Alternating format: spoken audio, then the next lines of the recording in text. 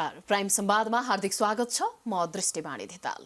हिजो मात्रै हामीले 72औं अन्तर्राष्ट्रिय मानवाधिकार दिवसको तामझामका साथ विभिन्न विश्वहरूले आफ्नो एउटा किसिमको उपस्थिति जनाएका छन्।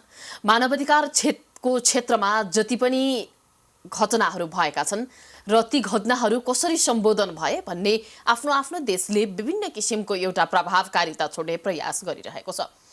विकसित देशहरूमा मानवाधिकारको अवस्था र विकासशील देशहरूमा मानवाधिकारको अवस्थाको एउटा चित्रण गर्नका लागि भनेर विश्वमा मानवाधिकार दिवसलाई कसरी मनाउने भन्ने खालका आफ्नै आफ्नै किसिमका एजेन्डा भए र त्यही अनुसार मानवाधिकारको कार्यक्रमहरू पनि गर्दै आएको छ। यो दिवसलाई मनाउने पनि गरिएको छ।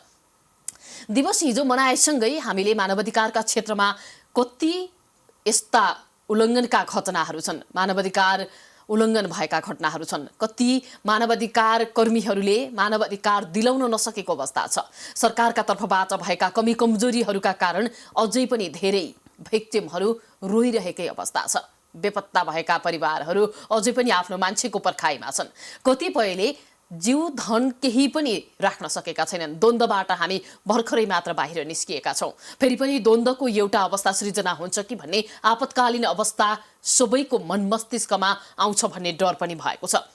यो बीचमा मानवाधिकार कर्मीहरूले मनाइरहेको मानवाधिकार दिवसको औचित्य के भन्ने सन्दर्भमा आज हामी कुराकानी गर्न लागिरहेका छौँ र हामीसँग international human rights organization Nepal च्याप्टरका अध्यक्ष तुलसी थापा तथा मानवाधिकार परिषद नेपालका अध्यक्ष समेत रहनु भएको छ। उहाँ कार्यक्रमलाई स्वागत गर्छु। स्वागत छ सर। धन्यवाद।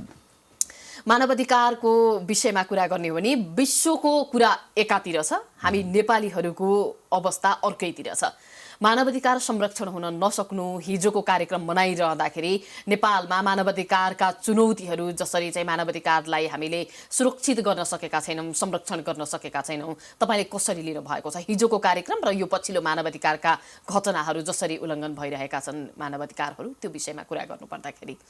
यसमा यस्तो छ, हिजोको कार्यक्रमलाई चाहिँ अन्तर्राष्ट्रिय मानवाधिकार दिवस मनाइरहँदाखेरि यहाँ अहिले विश्वव्यापी रूपमा फैलिएर जनतामा चाहिँ ठुलो त्रास र जीव धनको चाहिँ ठुलो नोक्सानी भइरहेको कोरोना भाइरसको प्रकोपको कारणले गर्दाखेरि त्यसमा चाहिँ समूह भेला भएर त्यसमा चाहिँ आयोजना गर्न सक्ने स्थिति नहुँदाखेरि राष्ट्रिय मानवाधिकार आयोगले चाहिँ एउटा उसमा मिडिया मार्फत अथवा यो चाहिँ अहिलेको मोबाइलबाट चाहिँ उहाँहरूले जुमबाट चाहिँ कुराहरू गर्ने र आफ्नो यसमा मानवाधिकार हननको सम्बन्धमा राष्ट्रिय मानवाधिकार आयोगलाई चाहिँ विशेष जानकारी गराउनलाई चाहिँ अनुरोध गर्ने सम्बन्धमा चाहिँ कार्यक्रम गरेर यसलाई चाहिँ एउटा छोटो रूपमा मात्रै एउटा फर्मालिटिज मात्रै पुरा गरेर अन्तर्राष्ट्रिय मानवाधिकार दिवस मनाइएको छ।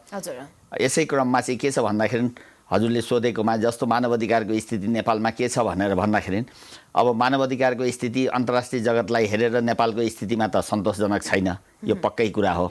किन भन्दाखेरि योभन्दा 5 दिन अगाडि मात्रै मोरङ जिल्लाको चाहिँ यो एकजना शिक्षकलाई चाहिँ विप्लव समूहबाट जुन किसिमको जघन्य अपराध गरेर उसलाई चाहिँ घरबाट अपहरण शैलीमा लगेर जङ्गलमा हात बाँधेर उसलाई चाहिँ घाँटी रेटेर उहाँलाई मारिएको छ।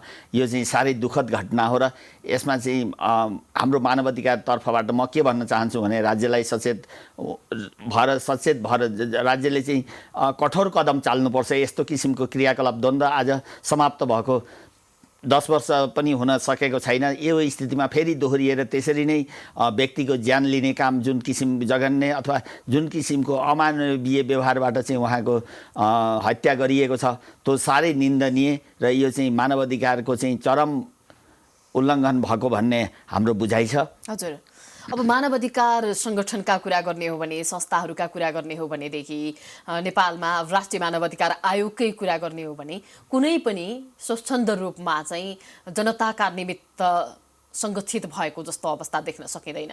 पछिल्लो समय त मानवाधिकार सङ्गठन बीचमै पनि एउटा भिक्टिमको केसलाई लिएर विभिन्न किसिमका खेलहरू भइरहेको यथेष्ट प्रमाणहरू पनि छन्।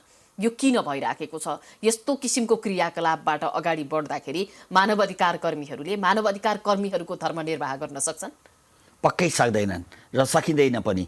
जुन किसिमको यहाँ राजनीतिक चलखेल भएर आज 2/3 मैले राजनीतिक कुरा पनि केही ल्याउन आवश्यक देख्छु र 2/3 सरकार भइरहेको बेलामा पनि यहाँ चाहिँ राजनीतिक दलका सुप्रिम लिडरहरूमा नै सत्ता सङ्घर्षको र सत्ताको लागि भनेर जुन किसिमको चलखेल र यहाँ चाहिँ विभिन्न उहरू भइरहेछ घटनाक्रमले चाहिँ त्यो देखाएको छ। त्यसले गर्दाखेरि देशमा मानव अधिकारको रक्षाको त कुरै छोडिदिउँ, विकास निर्माणको काम कुनै पनि जनताको हक हितमा हुने काममा नै ठुलो बाधा परिरहेको अवस्था छ। यस्तो स्थितिमा जनताको प्रतिनिधित्व गर्ने राजनीतिक दलको सुप्रिम लिडरहरूले, प्रमुख नेताज्यूहरूले चाहिँ सरकारमा भएर त्यो कुरालाई चाहिँ मध्यनजर गरेर जनताको हितमा मानव अधिकारको रक्षाको लागि भनेर अन्तर्राष्ट्रिय मानव अधिकार दिवस हामी वर्षमा एकचोटि मनाउँछौँ। त्यसलाई चाहिँ एउटा औपचारिकता मात्रै पुरा गरेर मानव अधिकार दिवस मनाइयो भनेर औचित्य नै रहेन। र यहाँ के छ भने राष्ट्रिय मानव अधिकार आयोगको बारेमा पनि भन्न म चाहन्छु, किनभने राष्ट्रिय मानव अधिकार आयोगले पनि अहिलेसम्म जुन किसिमको उहाँहरू राजनीतिक भागबण्डामा चाहिँ त्यहाँ चाहिँ सदस्यहरू नियुक्ति हुन्छ त्यो हिसाबले आफ्नो राजनीतिक दाउपेच अथवा राजनीतिक स्वार्थको लागि भनेर काम गर्नमा मात्रै उहाँहरू तल्लीन हुनुभयो र उहाँहरूले जनताको मानव अधिकारको रक्षाको लागि त्यस्तो अहम भूमिका निर्वाह गरेको र प्रशंसनीय काम भएको अब हामी सबै जनताको अगाडि नै त्यो छर्लङ्ग छ। दिउँसो जस्तै सरकारको तर्फबाट विभिन्न किसिमको त्यहाँ हस्तक्षेप हुन्छ, काम गर्न सकिँदैन, हामीलाई गाह्रो छ भनेर राष्ट्रिय मानव अधिकार आयोगले त मानिरहेको छ। तर तपाईहरू निस्वार्थ रूपमा काम गर्ने भनेर यसरी एनजिओबाट आएकाहरूबाट त सरकारलाई एउटा किसिमको पहल कदमी गर्दिनका लागि आग्रह गर्दा गर्दै सरकार मान्दैन भने तपाईहरूको छुट्टै आफ्नो इनिसिएसन लिने ठाउँ त छ नि, तपाईहरू चाहिँ किन काम गर्न सक्नु भएको छैन? यस्तो छ, यो चाहिँ मानव अधिकार परिषद अथवा अरू एनजिओहरू नेपालमा चाहिँ 34,000 भन्दा बढी एनजिओहरू छ। अब त्यो एनजिओहरू मध्ये मैले चाहिँ आफूले काम गरेको संस्थामा अहिलेसम्म कुनै विदेशी दात्री संस्थाहरूबाट सहयोग लिएको रेकर्ड छैन, मैले लिएको पनि छैन र मैले राज्यसँग पनि कुनै किसिमको त्यस्तो व्यक्तिगत अथवा संस्थागत आफ्नो फाइदाको लागि कुनै काम पनि गरेको छैन। मैले भर्खरै मात्रै भारतको चाहिँ एक वर्ष अगाडि भारतको चाहिँ सिलिगुडीमा एकजना नेपाली युवालाई चाहिँ त्यहाँको हामी त्यो प्रसङ्गमा पनि जान्छौँ, जोडिहाल्नुभयो यहाँले, उठाउँदा हुन्छ होइन, ठिकै छ। अनि त्यसो भएर त्यसमा चाहिँ मैले गएर राति 9:30 बजे जेलबाट मुक्त गरेर ल्याएँ। अब त्यसरी नै अस्ति सेनाको पिटाइबाट अथवा उसको यातनाबाट चाहिँ एकजना चितवनको राजकुमार चेपाङ भन्ने भाइलाई पनि त्यहाँ उसको चाहिँ मृत्यु भएको छ। त्यसको लागि पनि राज्यबाट उसलाई चाहिँ क्षतिपूर्ति र उसलाई चाहिँ शहीद घोषणा गर्ने अथवा त्यस्तो किसिमको क्रिया ज्यादती नहुनको लागि भनेर राज्यलाई त्यो बारेमा पनि हामीले जानकारी गराएर यसमा चाहिँ राज्य अब त्यसमा गम्भीर हुनुपर्छ। यस्तो कुराहरू मानव अधिकार भनेको राज्यले जनताको धन जन सबैको चाहिँ रक्षा गर्ने भनेर जिम्मेवारी लिएको एउटा जिम्मेवार राज्य भइसकेपछि सरकारले चाहिँ त्यो कुरामा पहल गर्नुपर्ने, तर जुन किसिमको पहल आजको आवश्यकता छ गर्नुपर्ने छ त्यो कुरा चाहिँ प्रशस्त अथवा उपयुक्त मात्रामा चाहिँ भएको देखिँदैन। किन भन्दा यो मिडिया मार्फत म के भन्न चाहन्छु भने अर्को कुरा पनि कि यहाँ चाहिँ हामीहरूले यसरी अन्तर्वार्ता दिइरहेको बेलामा हामीहरूले राज्यको विरुद्धमा बोल्यो भने चाहिँ त्यो चाहिँ एकदम हाई हुने कि राज्यको विरुद्धमा बोलिरहेछ, यसरी राज्यको विरुद्धमा चाहिँ बोल्न सक्ने रहेछ भन्छन्। तर हरेक कुरा राज्यको विरुद्ध मात्रै बोलेर हुँदैन। त्यसमा के छ भने राज्यले पनि राम्रो कामहरू गरेको छ भने त्यो विपक्षी दलले पनि, अरूले पनि, नागरिक समाजले पनि, मानव अधिकारले पनि, आम जनताले पनि र राजनीतिक दलको व्यक्तिहरूले पनि राम्रो काम गरेकोलाई राम्रो काम गरेको भन्नु पर्यो। सत्ता पक्षले गरेको, विपक्षले उठाएको कुराहरू पनि जायज छ भने विपक्षले राम्रो कुराहरूको चाहिँ आवाज उठाएर जनताको उसमा हितमा कुरा भइरहेछ भन्ने कुरा हुनु पर्यो। मानव अधिकार कर्मीले पनि त्यस्तै गर्नु पर्यो। यहाँ त हरेक पार्टीको एक एकजना मानव अधिकार कर्मी छन्, हरेक सेक्टरको। अब यो माओवादीको पनि छ भनेपछि त अब माओवादीको कसरी ह्युमन राइट्स एक्टिभिस्ट हुन सक्छ भनौँ न। यस्तो स्थितिमा के छ भने त्यस्तो किसिमको नभइकन हामी सबै एक भएर जनताको हितमा मानव अधिकारको रक्षाको लागि हामीले पहल गर्ने हो भने निश्चय नै यहाँ मानव अधिकारको रक्षा हुन सक्छ। यहाँ म विगतको 2टा घटना भनौँ। यहाँ चाहिँ नेपालमा मानव अधिकारको उल्लङ्घनको कुरामा महिला बालबालिकाहरूमाथि चाहिँ 3 वर्षको बच्चादेखि लिएर 70 वर्षको महिला, वृद्ध महिलासम्मलाई सामूहिक बलात्कार गरेर ज्यान समेत लिने, हत्या गर्ने काम भइरहेछ। त्यस्तो स्थितिमा हाम्रो सुरक्षा निकायले जुन किसिमको पहल अथवा उहाँहरूले चाहिँ जुन किसिमको त्यसलाई त्यो अपराधीलाई चाहिँ आफ्नो उसमा लिनुपर्ने, राज्यको कानुनमा चाहिँ नियन्त्रणमा लिएर कारबाही गर्नुपर्ने काममा अलिक त्यो जुन किसिमको हुनुपर्ने त्यो अलिक हुन सकेको देखिएन। र यो 2टा कारण छ। यसमा के छ भन्दाखेरि गर्न चाह्यो भने पोखरामा एउटा घटना घटेको थियो। एउटा बालिकालाई चाहिँ बलात्कारपछि उसलाई हत्या गरिएको थियो, तर त्यो घटनाको 8 घण्टाभित्रमा नै सुरक्षा निकायले त्यो अपराधीलाई नियन्त्रणमा लिएर कानुनको दायरामा ल्याएर कारबाही भएको छ। त्यसो हो भने गर्न चाहँदाखेरि सकिने प्रमाण हामीले देख्दा देख्दै निर्मला हत्याकाण्डको आज 2-2.5 वर्ष भइसक्दा पनि त्यो घटनामा किन हुन सकेन त, त्यसको अपराधी पत्ता लाग्न सकेन भन्दा त्यहाँ चाहिँ राजनैतिक संरक्षण, उपल्लो व्यक्तिहरूको चाहिँ त्यसमा चाहिँ चलखेल र उहाँहरूको मध्येको व्यक्तिहरूभित्रबाट चाहिँ कुनै यो अपराधिक घटना भएको पनि देखिन सक्छ। र त्यहाँको जिम्मेवार प्रहरी अधिकृतहरूले अब त्यो जान्दै त्यो प्रमाण नष्ट गर्ने काम जुन किसिमको गरियो, राज्यको कानुनमा आज उहाँले सफाई पाइसक्यो। अब यस्तो किसिमबाट चाहिँ सफाई दिएर उसलाई चाहिँ ऊ चाहिँ निर्दोष छ भन्ने प्रमाणित गर्न थाल्यो भने यो केसमा तपाईहरूको भूमिका अपरिहार्य छ, तथापि तपाईहरूले यथेष्ट रूपमा काम गर्न नसक्नु, कर्म गर्न नसक्नुको पछाडिको पीडा चाहिँ के हो सर? यसमा हाम्रो स्वार्थीपना छ। हामी विदेशी दात्री संस्थाबाट सहयोग लिने अनि त्यसलाई चाहिँ मिसयुज गर्न खोज्ने। अब के गरेका छन् साथीहरूले, इमान्दारै गरेको होला उहाँले पाएको सहयोगहरूबाट। अब कसरी इमान्दारिता भएको छ भन्न सकिन्छ? भन्न सक्ने अवस्था त छैन।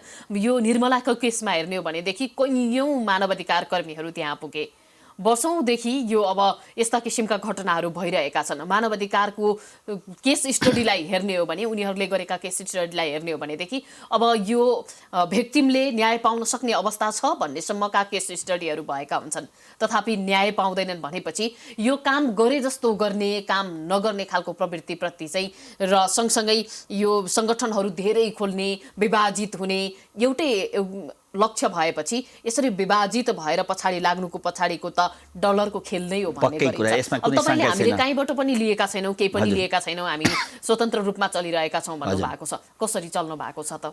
होइन, यसमा हाम्रो एउटा टिम छ। टिममा चाहिँ हाम्रो त्यस्तो व्यक्तिहरू हुनुहुन्छ। यसमा चाहिँ मेरो यो मानवाधिकार परिषदमा चाहिँ डाक्टर भेषबहादुर थापा म्याडम, उहाँ चाहिँ डाक्टर रिता थापा, उहाँ चाहिँ WHO को पनि यहाँ साउथ एसियाको चाहिँ उहाँ कोअर्डिनेटर हो। र त्यस्तो एउटा वरिष्ठ व्यक्ति उहाँलाई चाहिँ हाम्रो संरक्षक हुनुहुन्छ त्यसमा, र अरू सदस्यहरू अनि हाम्रा जुन सदस्यहरू हुनुहुन्छ, सदस्यहरू पनि एकदम राम्रो परिवारको र राम्रो व्यक्तिहरू हुनुहुन्छ। त्यसमध्ये हाम्रो सदस्यमध्ये पोखरामा हुनुहुन्छ किरण केसी भनेर, अनि उहाँले चाहिँ एकदम त्यहाँ पोखरा क्षेत्रको लागि भनेर त्यहाँको चाहिँ मानवाधिकारको रक्षाको लागि त्यहाँको जनतालाई अस्ति परेको भूकम्पको त्यस पछाडि गएर अस्तिको यो विभिन्न कोरोनाको समस्यामा उहाँहरूले काम गर्नलाई अब एकापट्टि राज्यतर्फबाट राज्यले तपाईँहरूका कुरा सुन्दैन, अर्को तर्फबाट चाहिँ डलरबाट जसरी काम गरिरहनु भएको छ, उहाँहरूलाई जसरी तलब आइरहेको छ, उनीहरूबाट पनि एक किसिमको चुनौती नै रहेछ। यो बिचमा काम गर्दाखेरि मानव अधिकार कर्मीहरूबाट भिक्टिमहरू अझै बढी प्रताडित भएका धेरै घटनाहरू बाहिर आइसकेका छन्। यस्तो केस स्टडी गरिरहँदाखेरि तपाईँहरूले यस्ता केसहरू भेटाउनु भएको छ, खबरदारी गर्नु भएको छ कि छैन सर? छ। यो चितवनमा अस्ति घटना जुन घट्यो त्यसको लागि म यहाँबाट गएर चितवनमा त्यो राजकुमार चेपाङलाई चाहिँ जुन किसिमको यातना दिएर ऊ चाहिँ निकुञ्जभित्र गएर चाहिँ खोला नदीबाट चाहिँ उसले चाहिँ त्यो घुङ्गी भनेर त्यो खानेकुरा हुन्छ त्यो एउटा प्रकृतिको त्यो चिजलाई चाहिँ सङ्कलन गरेर ल्याएर बजारमा बेचेर त्यसले चाहिँ आफ्नो जीवन निर्वाह गरेको परिवारलाई त्यसरी सेनाको एकजना जमदारले चाहिँ लगेर उसलाई यातना दिएर त्यसरी उसको ज्यान समेत गएको स्थितिमा त्यसको अधिकारको लागि भनेर म यहाँबाट पुगेँ। त्यति बेला अरू मानवाधिकार कर्मी साथीहरू पनि पुग्नु भएको थियो। अनि त्यसलाई चाहिँ हामीहरूले कारबाही भएन भने यो अन्तर्राष्ट्रियकरण गर्नुपर्छ भन्ने सोच पनि राखेको हो। र अहिले यो मानवाधिकार क्षेत्रमा काम गरिरहँदाखेरि यो अहिले मैले यो चाहिँ international human rights organization of Nepal च्याप्टरको मलाई जुन प्रमुख अथवा अध्यक्ष नियुक्ति गरेको छ, अब त्यसबाट चाहिँ हामीहरूले डाइरेक्ट त्यस्तो हामीसँग भएका जो प्रमाणको आधारमा चाहिँ हामीले अन्तर्राष्ट्रिय कोर्टमा चाहिँ यो मुद्दाहरू लैजान सक्ने हामीलाई त्यो अधिकार प्राप्त भएको छ। अनि यसबाट हामी अब विभिन्न कुरा सेक्टरमा भइरहेका मानवाधिकार उल्लङ्घनको घटनालाई लिएर अब यहाँ चाहिँ साधारण नागरिक एउटा तल्लो तहकोलाई मात्रै कानुनी कारबाही हुने र माथिल्लो उपल्लो तहकोलाई कुनै पनि किसिमको कारबाही नहुने, त्यसलाई चाहिँ विभिन्न क्षेत्रबाट संरक्षण हुने र उहाँले सफाई पाउने स्थितिको चाहिँ निर्मूल हुनुपर्छ र यसलाई न्यूनीकरण गरेर जनतामा मानवाधिकारको प्रत्याभूति हुने गरी जनताको मानवाधिकारको रक्षा गरेर उहाँहरूले बोल्न पाउने, हिँड्न पाउने, आफ्नो काम गर्न, व्यवसाय गर्न पाउने। अहिले यहाँ व्यवसाय गर्ने समूहमा पनि हजुरको के छ भन्दाखेरि यहाँको गुन्डागर्दीहरूले चाहिँ उहाँहरूसँग कमिसन माग्ने अनि चन्दा असुली गर्ने त्यसलाई पनि राज्यले चाहिँ नियन्त्रणमा लिनु पर्यो। त्यस्तो किसिमको हुन दिनु भएन। मान्छेले आफ्नो स्वतन्त्र व्यापार गर्न पाउनु पर्यो, स्कुल सञ्चालन कलेज सञ्चालन गर्न पाउनु पर्यो र उहाँहरू यो विभिन्न सेक्टरमा काम गर्ने उहाँहरू ब्याङ्किङ सेक्टर सबैले चाहिँ इमान्दारिता साथ जनताको हक हितको लागि हाम्रो मुलुकको विकास होस्, मुलुक सम्पन्न भयो भने मात्रै हाम्रो स्वाभिमान अझ रहन्छ। अस्ति भर्खरै मात्रै सगरमाथाको नेपाल सरकारकै तर्फबाट चाहिँ नापी विभागले चाहिँ त्यो नापी गरेर चाहिँ त्यहाँ चाहिँ त्यसको उचाइ जुन विश्व सामु प्रमाणित गरेर आफ्नो साधन स्रोतबाट 86 मिटर चाहिँ बढेको कुरा आइसकेको छैन। यस्ता कुराहरूमा सरकारको एप्रिसिएट गर्नुपर्छ, प्रशंसा गर्नुपर्छ। तथापि अब यो पछिल्लो समय हिजो मात्रै मानवाधिकारको उल्लङ्घन भएको छ विश्वमै भनेर अझ आणविक क्षेप्यास्त्र बनाउने र यसलाई चाहिँ प्रयोग गर्ने राष्ट्रहरू विरुद्ध मानवाधिकार कर्मीहरूले दूतावास घेर्न जानुभयो। यो दूतावास हिजो घेर्नु मानवाधिकारको दिवसको अवसर पारेर कसरी लिनु भएको छ यसलाई? यो जायज छ? यति बेला देशमा खान नपाएर, देशमा बलात्कृत भएर, देशमा नचाहिने आरोप लागेर विभिन्न किसिमको अवस्थाबाट चाहिँ प्रताडित भएका छन् जनता। यो अवस्थामा उनीहरूको मुक्तिका निमित्त चाहिँ मानव अधिकार कर्मीहरू एक हुनुपर्ने, पहल कदमी त्यतातर्फ चाहिँ लगाउनु पर्नेमा विश्वमा भएको क्षेप्यास्त्रको विषयमा यति बेला नेपाल जस्तो देशले कुरा उठाउँदैमा न विश्वले त्यसलाई रोक्न सक्छ न ध्यानाकर्षण हुन सक्छ। हिजोको विज्ञप्ति बुझाउनुले चाहिँ मानवाधिकार कर्मीप्रति नेपाली जनताहरू अझ धेरै दुखी भएको अवस्था देख्न सकिन्छ। तपाईँले चाहिँ कसरी लिनु भएको छ? यो पक्कै कुरा हो, हजुरले भनेको कुरामा एकदम 100% सही छ। किन भन्दाखेरि अहिले जुन चिजको आवश्यकता छ, घरमा खान छैन, बाहिर गोली बारुद किनेर हामीलाई मार्न लागे भनेर कुरा गर्ने मानवाधिकार कर्मीहरूप्रति घरमा रोइरहनु परेको छ। उनीहरूलाई कसरी खुसी बनाउने भन्ने खालको यति धेरै रगत उम्लिएर आउँछ। जनतासँग कुरा गर्दाखेरि, जनतासँग बस्दाखेरि, उनीहरूको गुनासोहरू सुन्दाखेरि मानवाधिकार कर्मीहरूको त नेपालमा अब अस्तित्व रहेनछ नै भन्ने लाग्ने एउटा अवस्था आइसकेको छ। तपाईँहरूमा पनि एउटा खालको जिम्मेवारी छ, त्यो जिम्मेवारीलाई वहन गर्नलाई हामीलाई चुनौती छ भन्नुभएको छ। अब यो अवस्थाबाट तपाईँहरू काम एक किसिमले चाहिँ पर्फेक्ट काम दिन सक्नु हुँदैन भने यस्तो किसिमको ओहदा कहिलेसम्म र किन लिइरहने भन्ने खालको मेरो जिज्ञासा हो सर। पक्का कुरा हो। यसमा के छ भन्दाखेरि जुन किसिमबाट मानवाधिकार कर्मी साथीहरू हामी सबैले इमान्दारिता देखाएर जनतामा चाहिँ एवेरनेस, जनचेतना जागृत गराउनु पर्ने काम हो। यसमा चाहिँ इमान्दारिता अहिले मिडियाबाट मात्रै भइरहेको र राज्यले थोरै मात्रै पहल कदमी गरेको देखिन्छ। मानवाधिकार जस्तो महत्त्वपूर्ण नागरिकको हक अधिकारको लागि, देशको मानवाधिकारको रक्षाको लागि जुन किसिमको पहल हुनुपर्ने राज्यबाट पनि त्यसको कमी कमजोरी एकदम भएको एकदम प्रष्ट रूपमै छ। र यहाँ राजनीतिक खिचातानीले पनि यो कुराहरूलाई चाहिँ एउटा अर्को कुरा भनौँ, अहिले नेपालमा चाहिँ जुन किसिमको सरकार चलिरहेको छ, अब यसमा जुन यो विभिन्न यो राजनीतिक नियुक्तिहरू छ, जस्तो अहिले मानवाधिकार आयोगमै खाली छ, अब महिला आयोग खाली छ, दलित आयोग खाली छ। अब जुन ठाउँबाट चाहिँ राज्यको लागि सपोर्ट हुने, जनताको हितमा काम गर्ने ठाउँहरू नै अहिले खाली भएर त्यहाँ चाहिँ पदपूर्ति हुन नसक्नु भनेको पनि एउटा दुःखद कुरा हो। यसमा विपक्षी दलहरूले पनि आफ्नो इमान्दारिता देखाएर यी ठाउँहरूको राजनैतिक नियुक्ति गराएर र हामी मानवाधिकार कर्मीहरूलाई पनि सचेत गराउन आवश्यक भइसकेको छ। किनभने हामी चाहिँ एकदम यस्तो फ्रिडम अथवा यति स्वतन्त्रता हामीमा छ कि हामीले कहीँ मानवाधिकारको रक्षाको लागि काम गर्नुपर्छ भनेर हामी गर्नुपर्ने ड्युटीबाटै हामी वञ्चित रहेको अवस्था चाहिँ देखिएको त्यो प्रष्ट रूपमा छ। आम जनतालाई यो कुरा थाहा छ। मैले अहिले कुनै कुरा तलमाथि भन्दा पनि जनताले यति पपुलर प्राइम टाइम टेलिभिजनबाट चाहिँ प्रसारित कार्यक्रममा चाहिँ जनताले हेरेर थाहा पाउनुहुन्छ र मूल्याङ्कन पनि गर्नुहुन्छ। यसको भोलि कमेन्ट पनि आउँछ।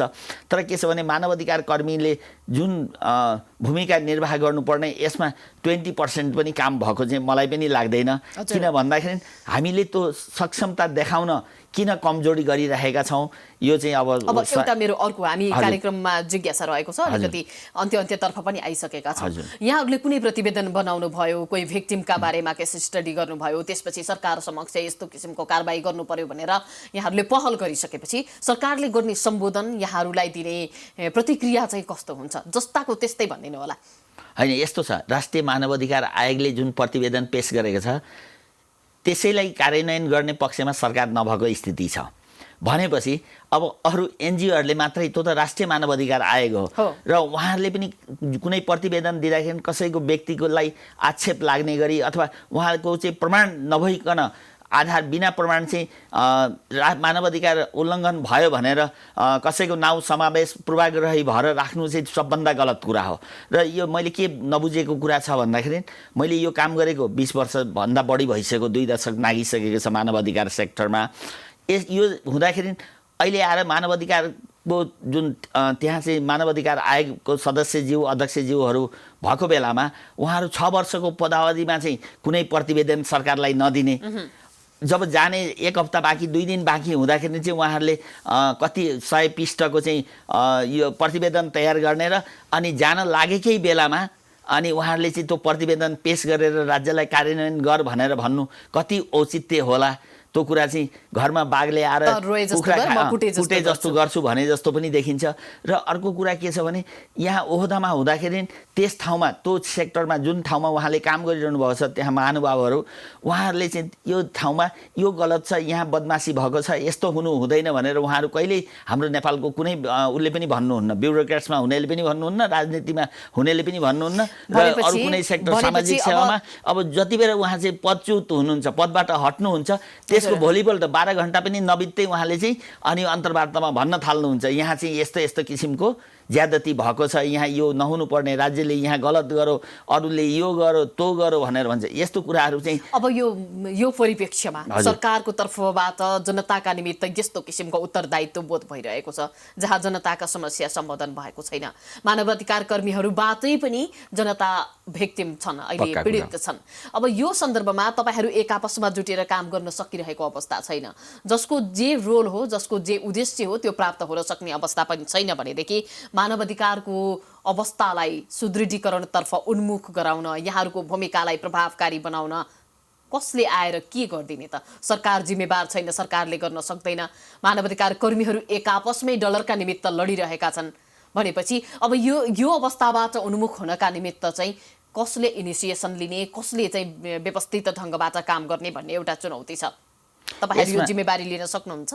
पक्कै लिन सक्छौं। किन भन्दाखेरि यसमा इमानदारीताको सबभन्दा बढी खाँचो छ।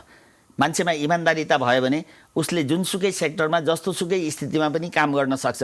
जस्तो अघि हजुरले कुरा मैले पनि उठाएको थिएँ कि यो भारतको चाहिँ सिलिगुडीमा एकजना जुन उदयहाङ फागु भन्ने इलामको भाइलाई त्यहाँ चाहिँ उसले दार्जिलिङको घटनामा संलग्न छ भनेर उसलाई 11 वर्षको जेल सजायको लागि उसलाई विभिन्न दफाहरू लगाएर कानुनी उसमा थुनामा राखेको थियो। अब त्यो मैले गएर राति 9:30 बजे जेलबाट मुक्त गराएँ भनेपछि अब त्यस्तो एउटा अर्काको मुलुकमा गएर पनि हामी अझै नाजुक छ, यो भन्दा धेरै चुनौतीयुक्त कामहरू गर्नुपर्ने अवस्था हुन सक्छ।